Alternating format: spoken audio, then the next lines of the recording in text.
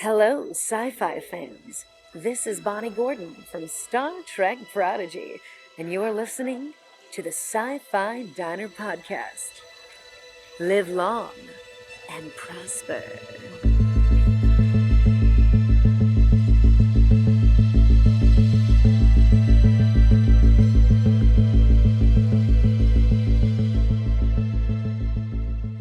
We had a chance, as I mentioned, to actually, sit down, stand, talk to Bonnie Gordon for almost a half an hour. It was a pretty long interview, wasn't it, Miles? It was, and she's one of those people, probably like us, that you don't have to ask much. She's a fangirl, so she's a fan of things, but she's also, she's a super fan, but she's a tremendous entertainer on stage too. Oh, absolutely. Great singer. Great singer, great entertainer. She's taking popular music and making them nerdy, sci-fi, related. She did a great song about The Princess Bride. Of course, there's some good Star Trek and Star Wars songs in there too as well. But she's taking songs that we all know and love, and then I guess kind of doing a Weird Al Yankovic on those songs. But she has a very entertaining show. So if she's at a con, you gotta go see her show, and you gotta meet her too, because she's just lovely. She is a lovely human being. Yeah. And maybe most importantly, because we haven't mentioned it, she is the voice of the computer in Prodigy, as well as many other things. That's her claim to fame. Yes. Yeah. So she's voiced many of the other smaller bits in that show as well, but she is the voice of the computer. And if you haven't seen season 2 of Star Trek Prodigy, listeners, you gotta go see it. They do a good job. And so if you're a fan of Voyager, I call it season 8 of Voyager, because a lot of Voyager characters. And is it? It's on Netflix, right? Is that where it's at? Correct. Yeah. Yes. Yeah, very good. Well, without further ado, here's our interview with Bonnie Gordon.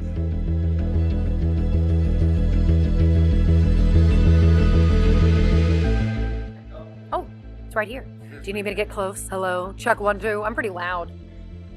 Hello. Welcome. Hello. Welcome to SciFi Diner Podcast. After Dark.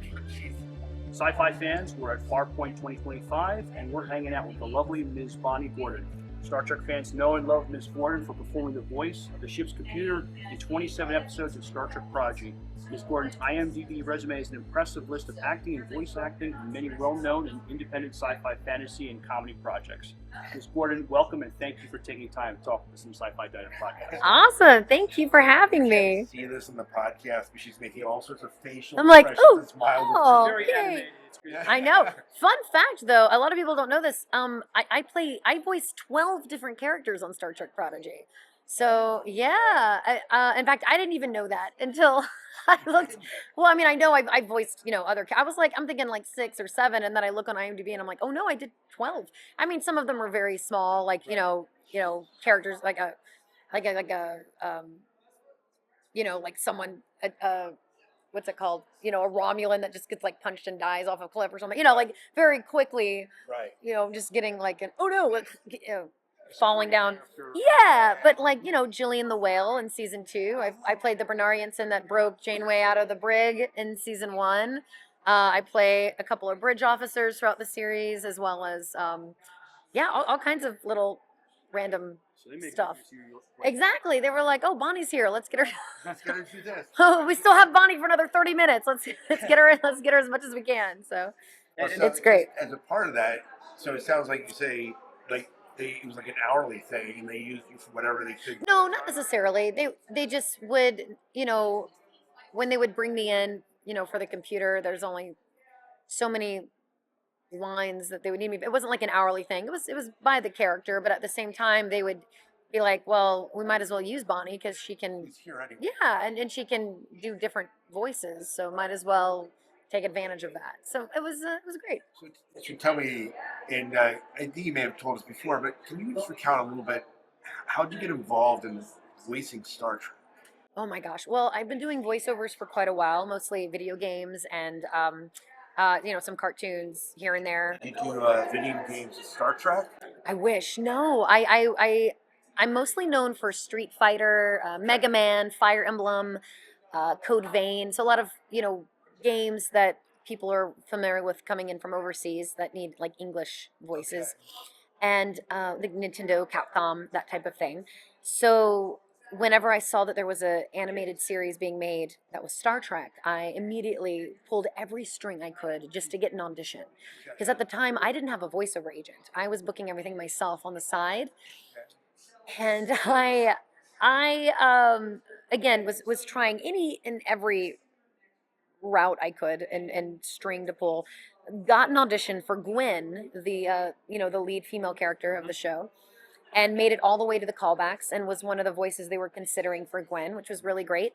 But at the time, the executives thought that they kind of needed like a bigger name to play that role, so they were hesitant to hire me as that part. But I did get brought in by the creators to do the scratch voice of Gwen. And for those of you unfamiliar with the voiceover lingo, scratch is basically, while the animators are working on the storyboards and finalizing the animation, they'll have actors reading the lines of the characters, but not the actual actors. So they had me come in and I did the scratch voice for Gwen. I did the scratch voice for Janeway. I was doing a lot of the different characters scratch. And while they were using me for so many different things, the Hagemans, the creators of the show, were so wonderful and generous. They were like, "Don't worry, we're gonna find a part for you. We're gonna find a way for you to stay permanently in this They project." obviously liked your demeanor and working. Either that, or like they were like, "We're not gonna get rid of her easily because she's hiding in the bushes." Like we're not gonna like. She's obviously like, Throw a bone. yeah, I'm literally like in Starfleet uniform, like, "Hi, like please use me," showing up in my little space boots.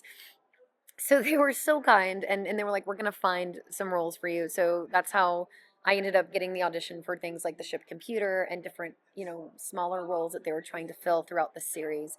And it was just really, it was just so heartwarming to be a part of this project because, I have a 4-year-old nephew and a little baby niece that was just born, and a niece that's a step niece that's 6. And I'm a big believer in I love kids and a big believer in children's education and children's entertainment.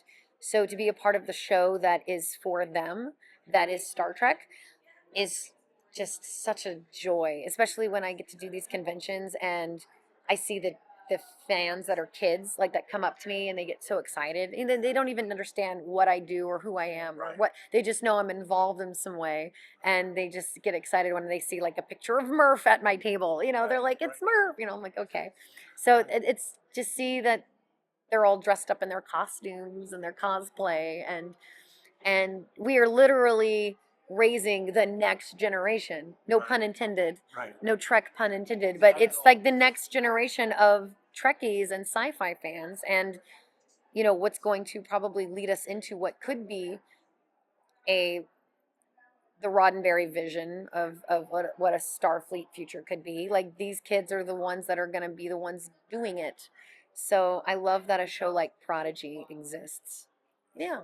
I could ramble about this all day, so I'll try and stop. As a 50-something, I love Prodigy. For me, it was geared towards kids, but Yeah, but it really wasn't. That's what I always try and tell people. Like Trekkies that come to me like, "Oh, I gave it a shot and I got through a few episodes, but it wasn't really my cup of tea." And I was like, "Keep watching," because they make the first few episodes to hook the kids, and then they slowly trickle Trek in until it becomes a full-on fledged like Trek show of the highest grade of storytelling. I feel like the Prodigy writers had to pack so much plot and love into each script because they only had 22 minutes instead of a full 45 hour whatever of the longer shows. They had to really be smart with their writing and their storytelling. And season 2 especially, I thought was just, even though I had read a lot of the scripts and was voicing a lot of the things, I didn't see the full final product till the audience did, till it aired on Netflix. And I was just blown away by what they did with the time travel storyline and the timey-wimey wibbly-wobbly paradox plot. I mean, dear goodness me, it was so smart. And bringing back such legacy characters. I mean, spoilers for those who haven't seen it, but obviously Janeway's in it. Chakotay. They bring back the EMH, the doctor, and Picardo's of course hysterical in everything he does. And then again, I don't want to spoil too much. I mean, it's not spoilers if you just look up articles about the show. It's But been out for a year too. they bring back Wesley Crusher in such a beautiful way, and it's such a redemption for not only his character but for Will Wheaton. Will does such an incredible job of bringing Wesley back to life, and in a new and exciting way as a grown adult and as the traveler. And and he's so whimsical and weird.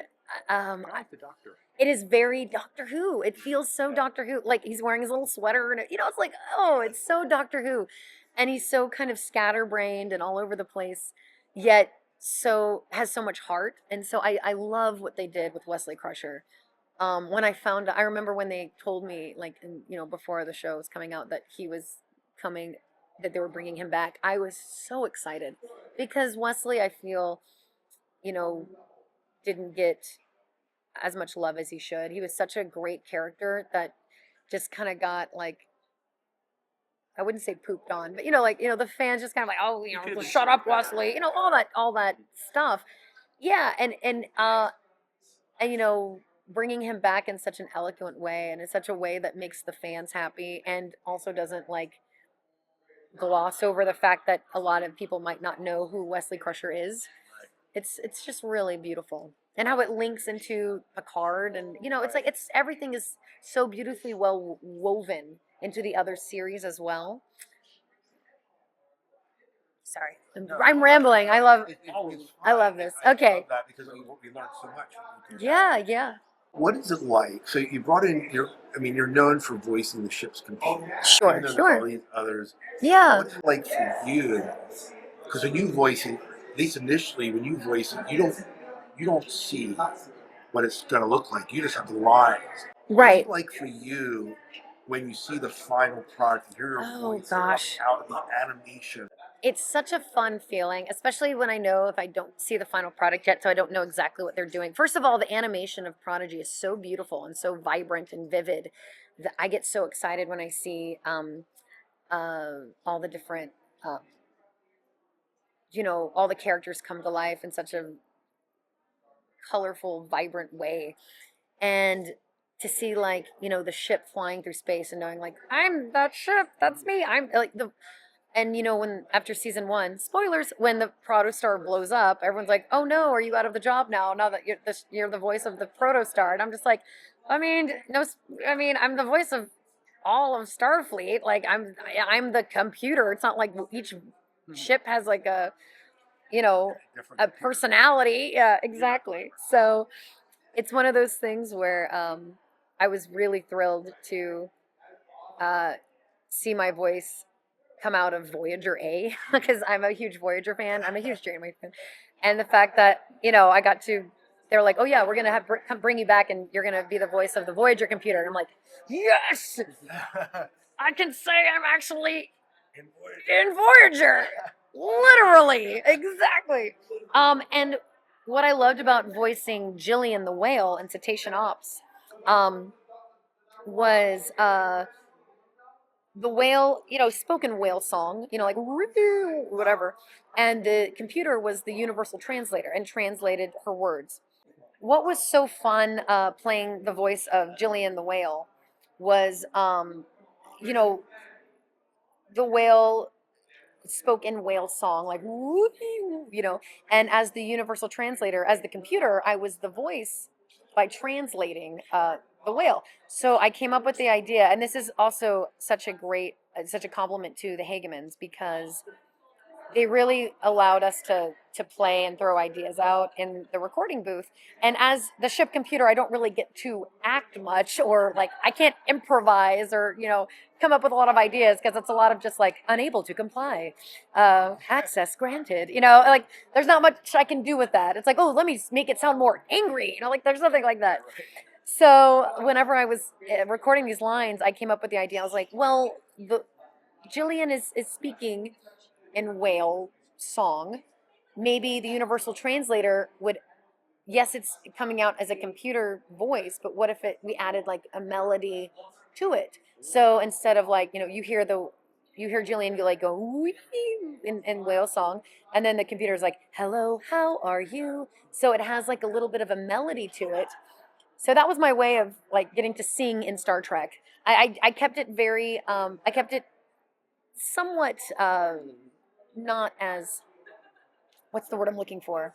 I try and keep it not, I didn't make it too like sing-songy, but just enough of a melody to make it different from what you'd hear like the computers say naturally.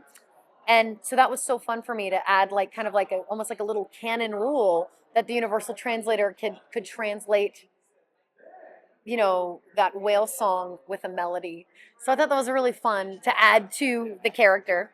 And also, fun fact, when again, I'm so sorry for all these spoilers, but in the episode where there's so many different like little parallel universes and they end up in the mirror universe for a scene, they're hiding in Cetacean Ops, and Jillian, the mirror universe version of Jillian, gives their location away. My favorite line is in that whole episode is Dal going, "Even the whales are evil." But what's so beautiful about that is, if you listen very closely, I say the lines in a slight minor key. Then it's not as pretty as her in the Prime timeline. And the Mirrorverse, she's like, all hail the Terran Empire. It's a little bit more harsher and like minor key. So I really liked that little slight change as well. So yeah. So that is my favorite part of doing these conventions, because the kids, I love kids so much, not in a creepy way. I love children so much. And the fact that I get to be a part of the show that they're watching, and then they come up to me, and I know a lot of that too was, he was in my concert. So even whether it was Prodigy or not, it was more of like, I was singing songs about like Pokemon and things that I know that kid is into. So it's so fun that a lot of my fans are kids. It really makes me excited. Like I'll be at a big convention where all the stars are there and they have these lines, and then I have a table of children like the Pied Piper where I'm like doing funny voices for them, and we're like dancing around and doing things, and they're like, what is going on? Sometimes kids just come to my table and I'm like, where are your parents? And then they'll just keep coming to my table all weekend, which is concerning to me because I'm like, where are these children's like parental units exactly?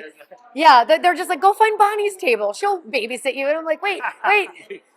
Which, well, it's happened. I've had kids just like sitting at my table with me, and I'm like, and they're like, is this your child? I'm like, no, I don't even know this kid's name, but they're just at my table now. I guess I'm watching them. But my favorite thing is having the fans of the kids, especially when I know that these kids are like the next generation of nerds and everything. So they might not be the coolest kids at school. They might be the kids being picked last in PE like I was, that type of thing. To where if I can make them feel special and cool and just like hang out with them for a little bit and just make them like hear a story about them, and they feel like, oh my gosh, they feel important. And if I had someone doing that to me when I was a kid, it would have made such a difference. So I always try and do that. And then I'm just like, hey, these kids, when they get older, they're going to be the ones like, hopefully my career continues and they'll be the ones helping my career along too. They're like, I remember Bonnie, and let's go watch her in this. And then it's building my minions and my future hinge people for when I take over the world. So, but I love the kids. I love it. And so The adults love you too. thank you. But little things like signing his like that kid who just came up to my table and wanted me to sign his badge. I'm not going to charge him for that, or like take off his little signature mark for that, because it's like that he, I didn't give him any of my merch. That didn't cost me anything. Honestly, this is a terrible thing to say because I know everyone is like, I do this and people are like, Bonnie, no, you have to survive and pay your rent, and I'm like, but I want to do this for the child. So this is a note to everyone listening. Just make a child bring me something to sign, and I'm a sucker for children. So like, I'll have like a line. I won't sell anything if the children are here. But the adults need to buy her merch. Yeah, sneak me some money, but the children don't get charged. Yeah. I try not to do that because I love the kids. But yeah. Anywho, I'm pitching my own kid show right now, and I hope to get it on its feet. It's like it takes place like in a magic library and gets kids back into reading and using their imagination, and it's really fun and musical and educational. So that's what I'm currently really working on and trying to pitch to. I also have, for all the people with kids out there, there's an animated feature of Snow White coming out sometime later this spring Okay. that I'm the voice of the evil queen on, and it was a really fun role to play. The villains are always so fun to play. So I do a lot of, oh my, as the evil queen. And she gets to disguise herself as all these different characters through the movie. So it was a lot of fun. So I'm really excited. I don't even know what it looks like or anything. I did the voice. And Where's it coming out on? I don't know. I'm thinking it's probably going to be on some kind of streaming platform. It'll be like probably one of those straight to DVDs. I don't think it's going to be released in theaters. I could be wrong. I know nothing. I don't even know what the actual title is. I just know that I'm able to say I worked on a Snow White project. Right. It's not Disney related. It's not Disney. No, Okay. not Disney. I would have been paid a lot more if it was Disney. But no, it was great. It was such a fun project to do, and it was a delight to play a villain and Shows you have range. yeah, I love playing the wacky characters. You know, I can always play like hello, how are you types, but I love playing the old ladies and like the little kids and stuff. Oh, it's so fun. I like doing those voices way more because why not? You know, those are the kind of characters I'm never going to get cast in live action. Right. You know, I'm never going to play a 6-year-old child or a 80-year-old woman. Not yet, anyway. Right. Well, So what they can do with makeup and prosthetics. that is true. You're not wrong. You're not wrong. Yeah, yeah. You're a tremendous voice actor, but you're Thank also you. a tremendous performer. We saw your show. Thank you. And Thank you so much. Yeah, listeners, if you haven't seen Bonnie Gordon's live show, you got to see it on. Thank Star you. Trek Cruise. Oh, see, I've been trying to get on that cruise for years, and they still haven't let me on yet. What? And I don't want to stow away. I want to make it. I want to get on there officially. So No, they hopefully need to- next year. They need to invite you and feature you. I mean, Thank you. Well, if you know, whenever they send out those surveys saying who would you like to see on the cruise, just be like Bonnie Gordon's music act. Yes, Yeah. absolutely. Yeah, because I do so much Star Trek music. Do you have favorite artists or like Broadway shows? Oh my gosh! Oh, that's inspired? you're opening up a can of worms. You know, I love the old. I love singing old jazz and blues. That's my favorite style to sing. It feels the best on my voice. So again, I've always loved the Sinatra, Peggy Lee, Doris Day. I love the rock stuff. I love Queen. I love Meatloaf. I love all of that. I love the good 80s, 90s. Not, you know, the modern music today, I don't really listen to.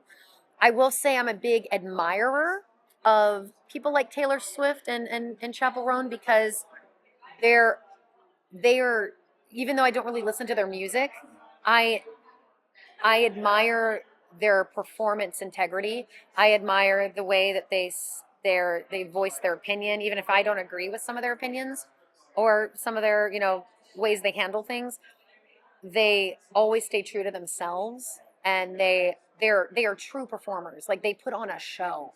And watching clips of them perform, I'm exhausted, and I'm sitting there on my butt on the couch, like I'm like, how are they doing this?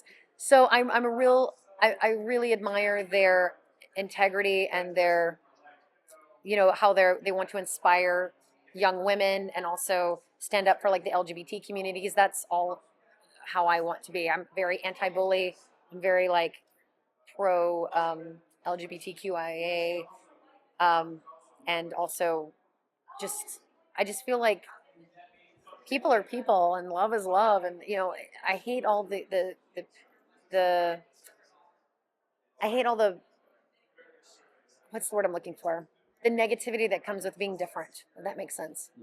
Especially if no one's hurting one another. You know, if they're just trying to be true to themselves and, you know, they're not hurting anyone. They're just, you know, living their life and their truth. And, you know, when you get the negative hate coming from all sides and making it us versus them, it's like, what is the point of that? It makes no sense to me.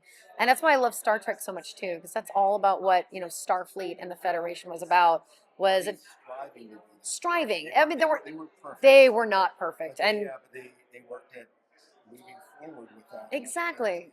It was a place of diplomacy and, different races and species and religions and ways of life and sexuality and gender all working together for just common goals of exploration and learning. It's like, this is beautiful. Why can't we have this? Oh gosh, please. Hopefully we don't have to go through World War III to get there, but anyway, I don't want to get political on your podcast, but that's just kind of how I'm feeling right now, where I see so much hate, and it hurts because I have so many friends really hurting right now, and it also comes with people of disability having to navigate the world where that's not built for them. And if we can just be a little bit more understanding and more accommodating, I think the world would be a better place. Yeah, that's my opinion, and I'm sticking to it. Whatever side of you on politically, like keeping politics aside, just be kind to one another. Try and find common ground.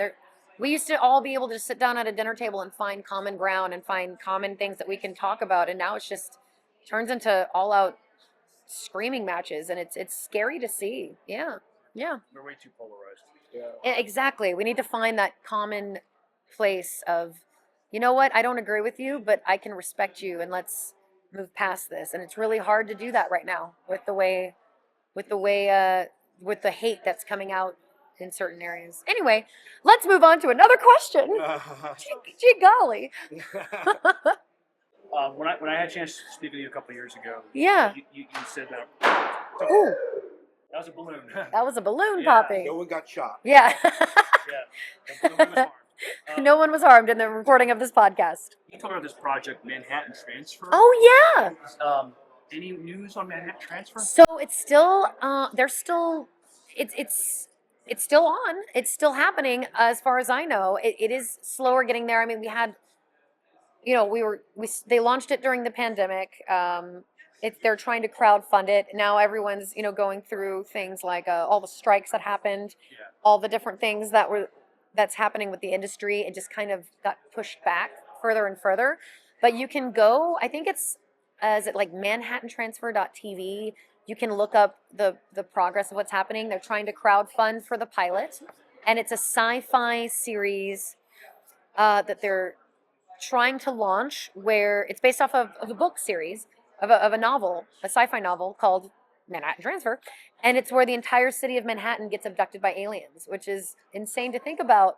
But it's how does this city, who is now completely taken away from everything they know and basically living in like a dome, almost like a zoo, like the aliens keep cities as zoos.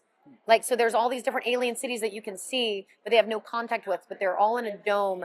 And it's the city of Manhattan. So you have all these different walks of life, all these different personalities of millions trying to keep the peace, trying to, does all hell break loose? Who keeps the law? Who makes sure everything's still working? Who keeps the peace? It's one of those things where that long-standing what's the word I'm looking for? That long-standing idea of horror and like post-apocalyptic, where you have like the zombie apocalypse, but who are the real monsters? It's the people that are surviving that end up turning into the real villains in the end. And so now, but also when the worst of humanity comes out, so does the best. So it follows all these different personalities and all these different storylines of how everyone is reacting and surviving in this. And I play the character of Joy, who's kind of like a shock jock, like stirring the pot. Yeah, exactly. Like the DJ shock jock of Manhattan, of like this young, spunky, weird, controversial voice out there that is now having to kind of see the world completely different from what she was spewing. And it's very opposite of how with me, I'm always like, yeah, like tell me what you believe, let's but this character is very much like no nonsense, stirring the pot drama, but it's going to be a lot of fun to play, which I thought it was very funny that they cast the voiceover actress to be the radio girl, which I was like, hey, I have a voice for radio, let's go. But it's an amazing cast. Casper Van Dien is our lead in it. We have Tim Russ in it as well. Dominic Keaton, John Billingsley. We have like it's just a Walter from the original series. We have Chekhov. When I say it's like the mecca of sci-fi actors coming together to make this series. You're basically going to see some of your favorite actors from your favorite sci-fi series all in one place. And so I think, the Doug Jones is in it. I mean, come on. Yeah. Who doesn't love Doug Jones? Everybody loves that. So I'm really thrilled to be able to be included in this project, and I really hope it does happen. So go look it up. We're trying to shoot the pilot. The novel's really good. I read the novel, and I was like, okay,